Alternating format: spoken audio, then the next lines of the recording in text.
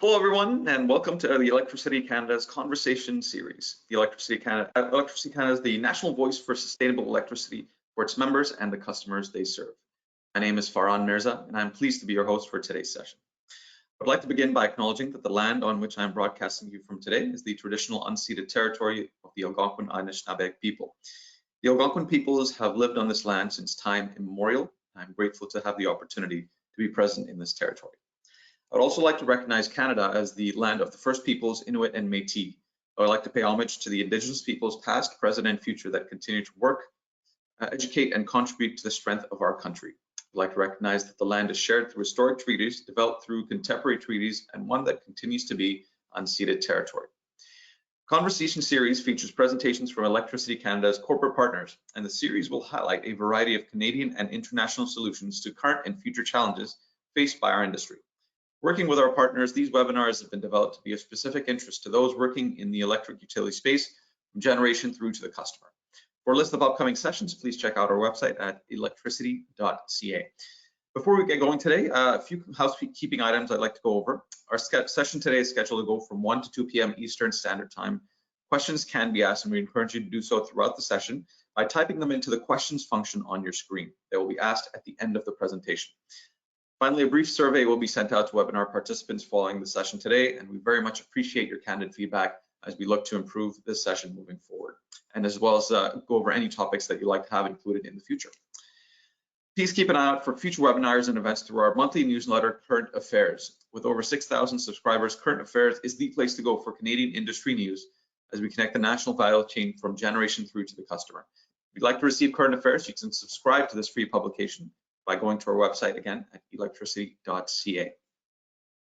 Today on the conversation series, we'd like to welcome OverIT, who will be talking to us today about the new era of grid modernization, enabling the workforce with a single pane of glass. In recent years, utilities have entered a new phase of grid modernization to combat extreme weather events, mitigate the rising costs of global energy resources, and protect the grid from physical and cyber attacks. However, the adoption of cutting-edge technologies has also increased the complexity of job execution. As a result, the modernization of field workforce in tandem with grid modernization has become equally important. In today's session, OverIT will showcase how utilities can achieve modernization by providing a single pane of glass to maximize situational awareness, enabling the field workforce with an AR/VR-based platform for safer and faster job completion, and connecting new employees and retired workforce on a virtual collaboration platform to promote knowledge sharing. Our presenter today from OverIT is Kim Elliott, Director of Solution Engineering. Elliott, I'd like to welcome you to the conversation series. We'll now turn the webinar over to you.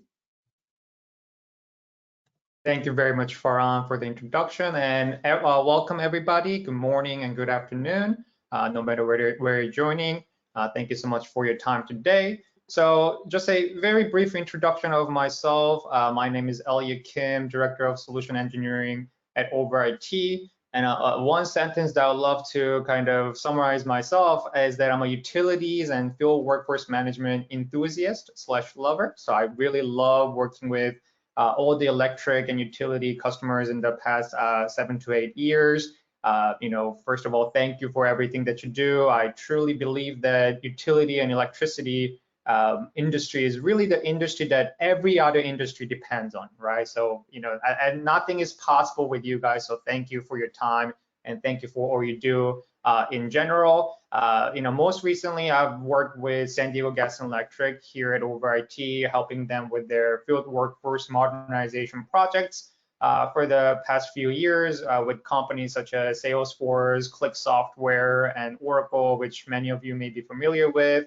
I've also worked with various utilities in North America, such as Enbridge, Hydro-Quebec, Sask Power, and SPI, and so on and so forth. So today we'll be mostly focused on the field workforce modernization topic. But before we get into that, just like Farhan said, I just want to situate ourselves and talk a little bit about the challenges that modern day utilities are faced with. I'm sure many of you attendees are very familiar with, but number one, the climate change and extreme weather. Just this past weekend, where I'm based in Los Angeles, California, we had our first tropical storm in the past 84 years, right? And on top of all of that, when we were having that storm, we also had an earthquake on the same day. So the mother nature is really not being that kind to us. The extreme weather and climate change is real.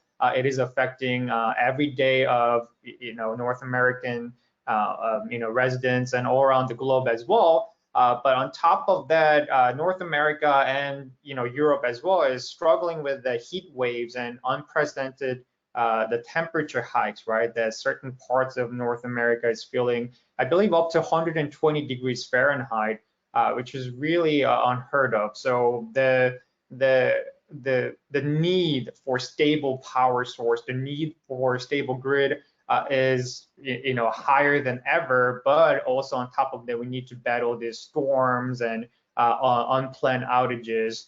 And on top of all that, what's really happening in the past year or so is the global rising costs and economical and financial impact that our modern day utility needs to battle with, right? So as we're trying to solve these problems, as we're trying to battle these rising costs, the rates tend to go high. And for the most part, we were able to successfully keep the bills low, at least for our customers with various programs.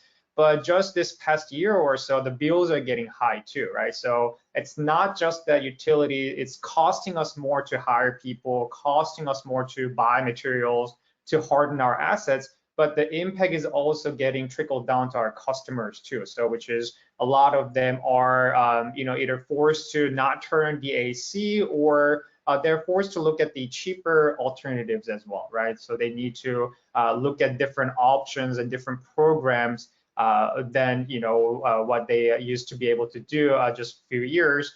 And all of that is combined with the increased physical and cyber attacks, as you guys are all familiar with. The recent study shows that just this past year, 2022, the physical attack against our grid in North America has increased by 77%. So we've always talked about these problems about climate change, extreme weather, and cyber attacks and physical attacks.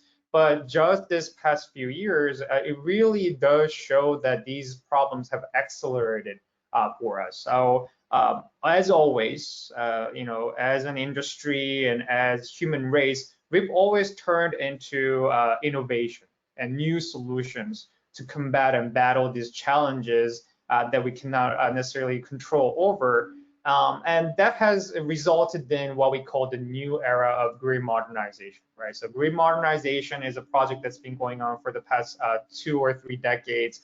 But just these recent years, we were turning more and more into, we've really accelerated the adoption and implementation of renewables and battery storage for to combat the unplanned outages and climate changes, as well as our customers are leaning more and more towards to electric vehicles and distributed energy resources for cheaper and more environmental options. And our grid also needs to be ready for that, right? It has to be compatible for those changing behaviors of our customers. And as we all know, to combat all these challenges, the advanced metering 2.0, the new sets of AMIs are coming in. The life cycle of AMIs, as we all know, is about 20 years. And then the first batch of AMIs got really implemented around early 2000s. So we're really at the cusp of the new life cycle, the new generations of AMIs coming in. And we're really capitalizing that opportunity to combat all these battles of climate change and attacks, and really needing the real-time information with AMI 2.0 and cutting-edge technology. So to summarize, we have all these accelerated challenges which have resulted in the new era of grid modernization, which some people like to call it Grid Modernization 2.0, which really denotes a accelerated growth and accelerated implementation of these cutting technologies. But this is all good. This is really the right path and truly a path that we need to all take. But ultimately, what this new era of grid modernization means to our field technicians, to our field workforce, is that not only that the work volume itself is getting more and more, it's getting higher, but the nature of the work itself is getting more complex, right? They're more complex field work. installing and servicing a meter is no longer the same as 10 or 5 years ago. Now these meters are practically computers, right? Or servicing an asset in a substation is totally different game with all the IoT devices and sensors and then connected grid projects compared to what it used to be just a few years back. So we are dealing with more complex work. The nature work of the work is getting more complex. And to top it all that, about 50% of our field workers are set to retire in the next 5 to 10 years. Which is really scary if you thinking about the global workforce shortage. So if you kind of look at it as a graph, our work is getting more and more in terms of volume. There's more work, but also it's getting more complex. So work graph is going up, up, up, up, up. But then our workforce, field workforce, is getting more and more inexperienced because of the retiring workforce, global workforce shortage. Yet the technology and the tools that we enable and empower our field workforce with has kind of plateaued in the past few years. So what we wanted to talk about is exactly how we want to address this problem with the concept called field workforce modernization. So field workforce modernization, enabling our field workforce cannot be a second thought anymore, right? We cannot say, okay, grid modernization 2.0 is our number one priority, field workforce modernization comes next. No, the field workforce modernization has to be a very important pillar. It has to be a very important facet that's incorporated into our grid modernization projects if we really want the successful outcome out of this grid modernization 2.0. So that's what we want to really focus on today, on how we can achieve the field workforce modernization along with our grid modernization projects. And the three key factors, the three key concepts that I want to focus on today is number one, a single pane of glass, which I'll explain what that means in a few minutes. And then number two, augmented reality and virtual reality based execution and training for our newer workforce. And then we're gonna conclude our session with the use cases of remote and virtual collaboration today. And as we go through, please feel free to put in your questions or thoughts and comments into the chat, which once again we'll address towards the end of the webinar. So with that, I'm gonna go into the first concept called single pane of glass. So for those of you who are not familiar with the term, it's just practically a notion that providing the unified visibility of all the information that we need from the field workforce perspective into a single application. So whether that's a work order information, whether that's the asset they need to service, the resources around the asset, such as their field technicians, nearby colleagues or vehicles and etc., as well as customer information too, for those who field workforce who is more customer facing. So providing all that information into a single visibility so that we can really modernize the work experience for our field technician. That's at the end of what single pane of glass is all about. And so, why do we want to do it? Why does it mean to provide a single pane of glass? I mean, the truth of the fact is that field workforce modernization, it really means that aligning your field workforce's work experience, their execution experience, as aligned as possible with their day-to-day life and day-to-day experience of how they interact with their mobile applications and maps and so on and so forth. So, I mean, just think about the last time that you used Google Maps or any kind of map application on your phone to get to a new restaurant that you're meeting up with your family members or friends. If you think about that experience, as you recall, the Google Maps on your phone no longer just provides the directions to how to get to the restaurant or the ETA, but it also provides all the reviews about the restaurant. It provides the menu of the restaurant, the photos, and all the peripheral information that you may need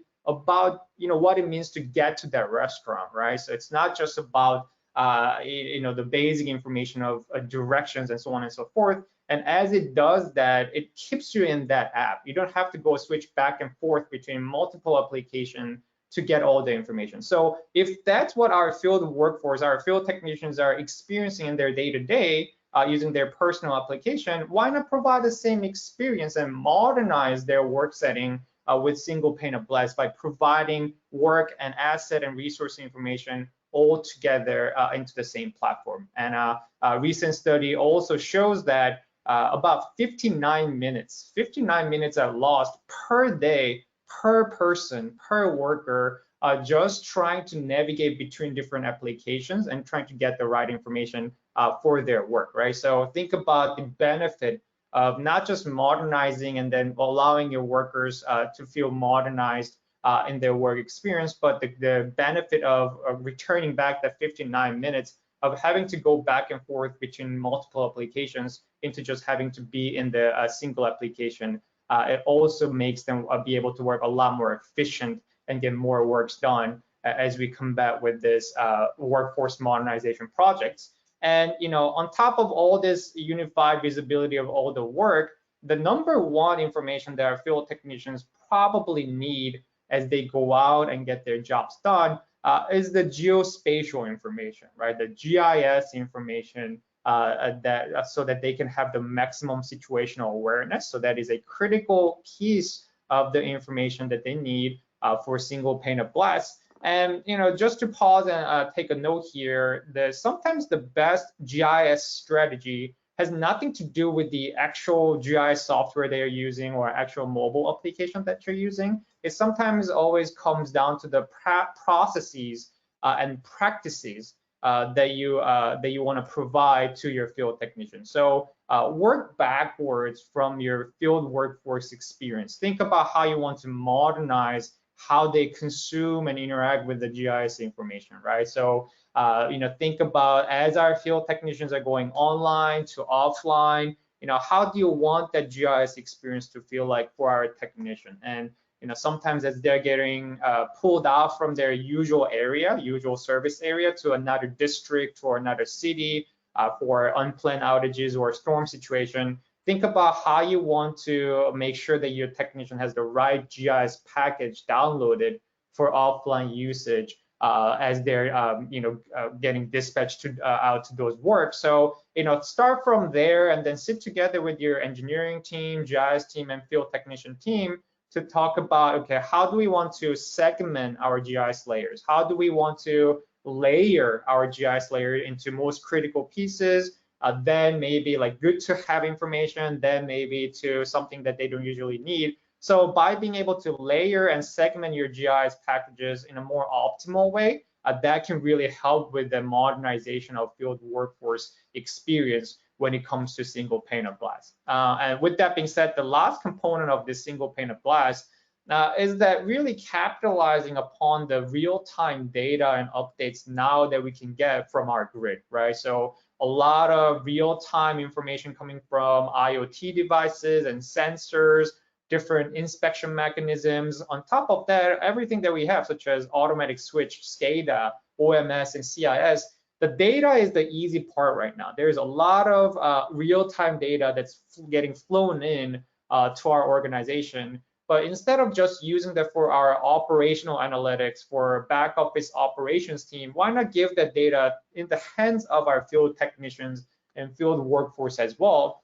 As the recent study shows that the field technicians with the real-time data in their hands get to work not just safer, but also it turns out to be that they can provide more profitable outcome from the field workforce perspective, as they can get the jobs done more accurately, a lot more safely, as well as more efficiently. So those are the three components of a single pane of glass when it comes to achieving field workforce modernization.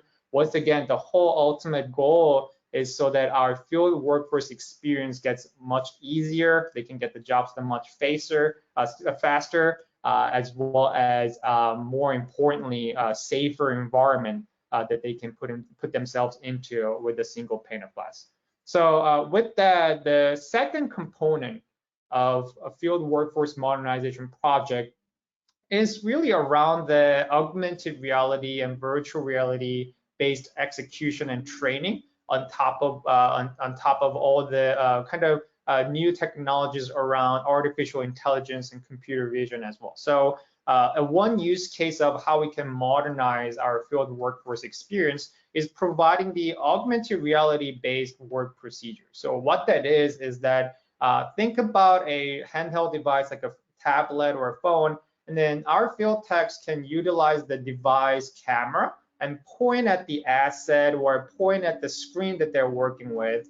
And then the camera, the system that they're using, the solution that they're using can recognize the asset and then overlay augmented reality-based annotations and animations and pointers, exactly pointing to where to look at, which buttons to click, which wires to look at, and etc. as they go through the work, so that it gets a lot easier and safer for our field technician to execute the work. So it's almost like providing a one-on-one coach, like the virtual supervisor almost always being there for our field technician as they go through the job for various types of assets, even for the assets that they may not be so familiar with. So this can come in really critically for our younger workforce, as well as any new types of the devices that you may be putting in as a part of grid modernization projects. This can come in really handy with the adoption and then increasing the service quality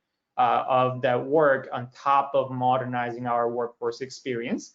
And kind of similar to this idea, the kind of extension of this guided procedure using augmented reality is utilizing what we call computer vision. So when our field technician is having to collect the data back, right? So let's say they have to put down certain asset code or read certain data from the field asset or whatever that they're working on, instead of asking them to manually put in the work through their keyboard or using pen and paper, but rather just simply take a photo of the asset and then allow the solution to automatically parse out, just automatically recognize what is the relevant information from the photo and automatically take that in and record the data for the data collection purposes. So this can really help with really sustaining the safer environment, because the technicians are not so distracted around having to worry about typos, but also the quality of the data collection can go up significantly. So from the case studies that we have seen, one of OverIT customers have implemented something similar using computer vision based data collection, and then the margin of error for the data collection has decreased down to 0.01%. So that's every 10,000 data field that our field technician needs to collect, there's only one error out of it. Of course, the goal is to bring it down to 0%, but 0.01% is a pretty good benchmark that we can hit on, and then really can help with our field workforce feeling modernized as they go through the work, just having to take a photo of the asset for data collection rather than being distracted by the fact that they need to collect the data manually on their own.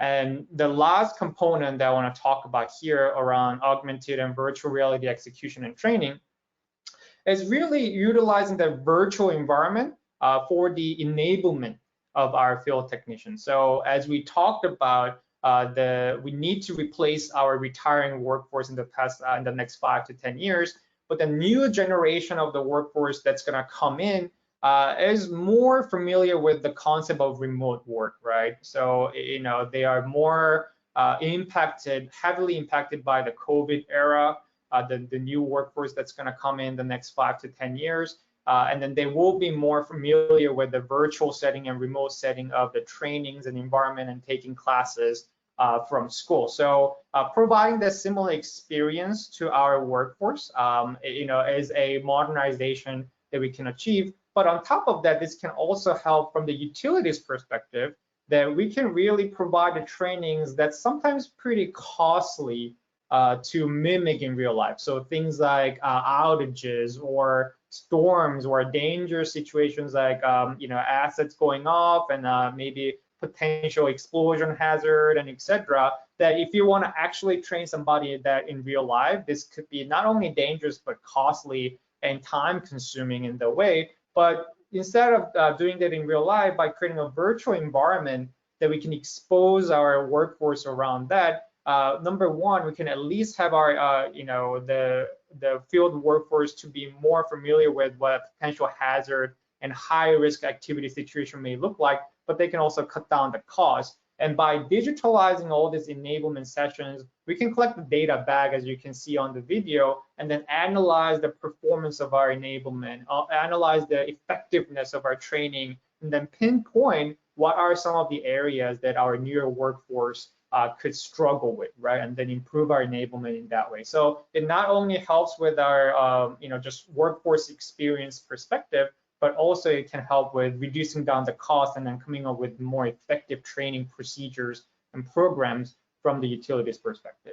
And, to be honest, as I work with a lot of our utility customers, as I talk about these virtual and augmented reality execution and training sessions, usually the first sentiment or feedback that we get is that, either we've tried it, but adoption wasn't that great, people are still struggling with the technology, or they think this is too futuristic, right? They're not ready yet. This is, they do not have the capacity to go to the virtual world yet.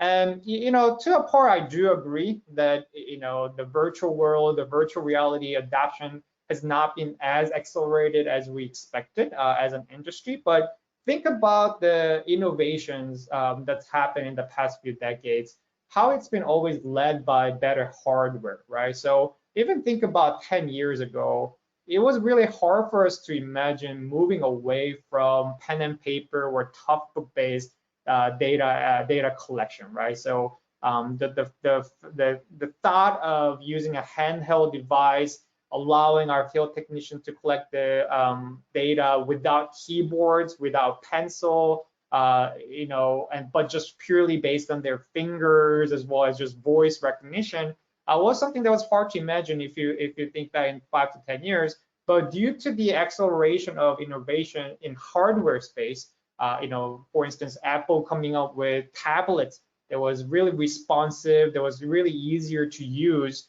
and then it led to a mass adoption from the consumer market, right? So it totally changed how we as human beings on a day-to-day consume and interact with data, right? So we use iPads and iPhones now to look up news, watch YouTube videos, and go on social media, and etc. So because we are so familiar with that technology and platform on our day-to-day as a consumers, adoption of that technology into our field workforce was rather easy, right? When we presented tablets to our field technicians, they were not like, what is this? I've never seen this before, right? They were already familiar with what to do, how to interact with it. And as we know, the Apple is coming up with their new virtual reality glasses that addresses a lot of complaints and problems that we've talked about in the virtual world. Number one thing, the device being not so intuitive and device being too heavy. So I anticipate, and a lot of people anticipate, that this new hardware innovation of Apple Vision Pro is going to change the way that we as consumers are going to interact with the data, right? So we're going to be now interacting with the data, consuming data, and just being connected to the data in a different way using virtual reality glasses such as Apple Vision Pro. Thus, the change management, the adoption of the technology into our newer field workforce will be a lot easier. In fact, we may even get asked by the field technicians in the 5 to 10 year time frame that they want more virtual reality and augmented reality based way of data collection, field execution, and enablement. So this is something to think about, right? The change management and then the hard work of incorporating how we familiarize ourselves with these platforms will be done in the consumer perspective. So thinking about how we can get ahead of the curve and then really start incorporating that AR and VR based execution and training into our field workforce modernization project will be the key for getting ahead of the game and modernizing our experience in the future. So once again, the whole benefits around the AR and VR based execution, we can help our field techs get the jobs done easier and faster and a lot smarter fashion as well. So to kind of wrap our ideas around the field workforce modernization, the last concept, the last pillar that I want to talk about today is the remote and virtual collaboration feature. So this is a classic example of the change management and adoption of technology already being done, already being performed in the consumer market, and then now we can incorporate that into our day-to-day field workforce work setting, the actual work setting and execution setting. So I'm sure every single field technicians out there by now has probably done a remote or virtual session with somebody using some kind of technology. So it could be joining a webinar like this, you and me, or it could be just talking to a family or friends through FaceTime during COVID era, or jumping on a Zoom call for a tailboard meeting, and etc. So that's been already done. People are familiar with the concept of remote and virtual collaboration. So now we can incorporate that idea into field workforce modernization. So a use case is that we can connect now new and retired field workers. So this is a use case that as our really subject matter experts and those industry veterans who's worked out in the field for the past 20, 30, 40 years are retiring, instead of just losing them right away, but we can go ahead and slowly refocus them to be more of a remote helper. So as our field workers are getting out there and then running into issues and problems, they can be connected with our retired field workers who could be working part-time or to the minimum basis, but they can be online to help with our field workforce to give them the guidance that they need to get the jobs done safer and easier fashion. And another use case, of course, with the back office subject matter experts and field workers. So even if our field workers run into an asset or problems that they have not seen before, that they have not been trained before, instead of just having to incomplete the work and suspend the work and then come back later to it, they can tap into the resources in remote time and be more comfortable with getting guided through remote collaboration. And one thing that I want to note is that the one difference between a day-to-day consumers, how they do remote collaboration through Microsoft Teams or webinars or FaceTime and etc., versus how our field workers need to collaborate. The key difference is that the online and offline, the bandwidth, right? So a lot of times our field workers are working in a remote area or areas where the internet connection is not so great, such as basements and substations and undergrounds and etc. So as you go ahead and try to incorporate this remote and virtual collaboration session, think about how you can go ahead and analyze your remote setting. So what is the percentage of the time that our field workers are out there doing work in a remote area where there's not a great internet connection? How do we want to modernize that experience, right? So it really depends on, the answer depends on where you're at as an industry or where you're at as an organization.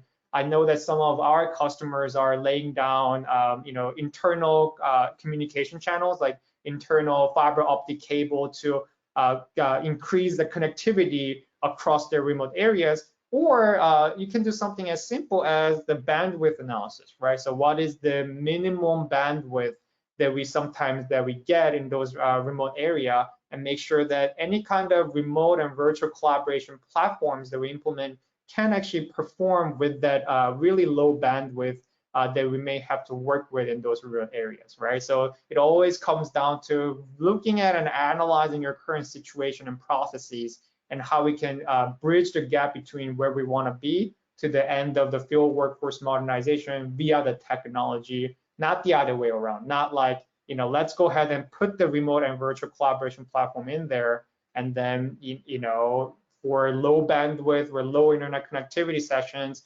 allow the field technicians kind of work around or deal with it. That's actually gonna result in a suboptimal modernization effect of our field workers. So always start from the analysis and current situation processes, then work your way back to technology and platforms. And so with that, the last component of this remote and virtual collaboration session is actually connecting your customers with your field technicians and service reps. So everybody, as we talked about, just around the globe is more familiar with the remote collaboration idea after COVID than it was before. So And the customers we've seen are being more and more susceptible. Like they're more accepting the fact that they may need to get help, or it may be helpful for them to get help via virtual collaboration and remote collaboration sessions. So as you think about field workforce modernization journey, also thinking about how we can incorporate our customers and our consumers into that journey will be also the key of additional success of this whole project. So once again, utilizing the remote collaboration and virtual collaboration can lead to our field technicians experience a lot easier and faster execution, but also happier too, right? They can always rely on the remote experts whenever they get into trouble. They don't have to feel so left alone as they go through the work execution out in the field. So to summarize all that, once again, the new era of grid modernization has resulted in the more complex work and just simply more volume, higher volume of work. Yet we are losing a lot of our experienced field workers. We need to go ahead and empower and enable our new workforce and workforce in general. So in order to do that, achieving the field workforce modernization will give our workforce more effectiveness, a better quality of work, and most importantly, of course, a lot safer and a lot compliant environment that they can work out of. So in conclusion, we've talked about 3 different ways or 3 combined ways of stepping one step towards to the field workforce modernization, which is utilizing single pane of glass, as well as AR and VR based execution and training, and then remote and virtual collaboration between new and retired workforce, between the back office subject matter experts and field services representatives, as well as our customers and our utility internal employees, such as service reps and field techs. So with that being said, thank you so much for your time today, and thank you so much for your attention. I'll turn it over to Farhan to open up the Q&A session. Excellent. Thank you very much, Elliot. That was a great presentation. I appreciate you taking us through all of that. To our audience, thanks for listening. If you're able to type in any questions, please enter them into the questions field on the taskbar, and I'll ask them of Elliot as they come in. To start things off, Elliot, perhaps we can go over some questions that we had here. What's your recommendation of getting started with AR VR based procedures if we don't have any of our assets in digital format yet? No, that's a great question, Farhan. So there are a lot of utilities who do not have these assets digitized yet, right? Or they don't have in a VR session or in like a digital twin format, as we call it, to put them into a augmented reality annotations or put them into a virtual setting for training. So my answer is always start from analysis of where you're at. So you don't have to have all the assets digitized for that AR VR based execution and training to be effective. So what I usually recommend is that go through the past history of your work and training, right? And then just identify maybe top 3 asset types or top 3 work order types that your field technician tends to struggle the most with, right? And it could be the newest set of AMI that they were asked to implement and install. They're just simply not familiar with the new type of devices that they have to work at. Thus, maybe the success rate of the implementation of that AMI to customer sites are lower than previous versions of meter, for instance, right? So you can start from there. As you do the analysis, you'll be able to kind of identify and pinpoint the bottleneck of your organization, and then just turn that one asset into a AR VR asset. So you can always come and work with vendors like OverIT to help you with turning that into a digitized asset.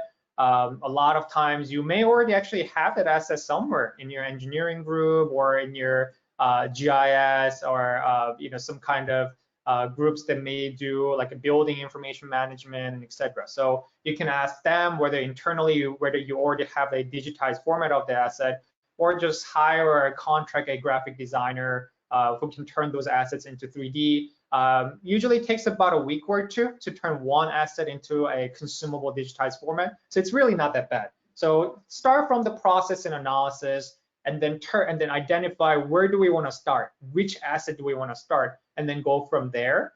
instead of go big bang of like, okay, here are the 100 types of arresters and transformers they would like to turn into digital asset, and then let's just do a big bang rollout. Actually, the other way around of starting small may prove to be a lot more effective and easier for your organization to get started with your AR, VR journey. Fantastic, thanks. That was very helpful.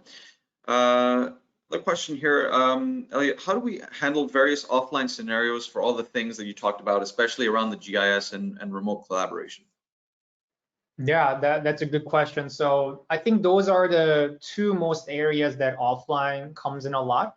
That, for GIS, when you're online, when you're connected, it's usually not a problem, but depending on how large the area it is that you're servicing, it's not practical for us to turn all that area into a GIS packet and then have field technicians have them downloaded for offline usage. It could go up to, I've seen up to 400 gigabytes of worth of data that they need to carry for offline GIS, which it's not feasible per se. It's not a good modernized experience for your field technician. So once again, starting from your processes of when it comes to GIS, survey your field techs and survey your engineering team, survey your operational team, and say, what is the layer? What is the GIS layer that's most critical for your field technicians for various situations? For an outage, right, or for an inspection, for remote work, generation site,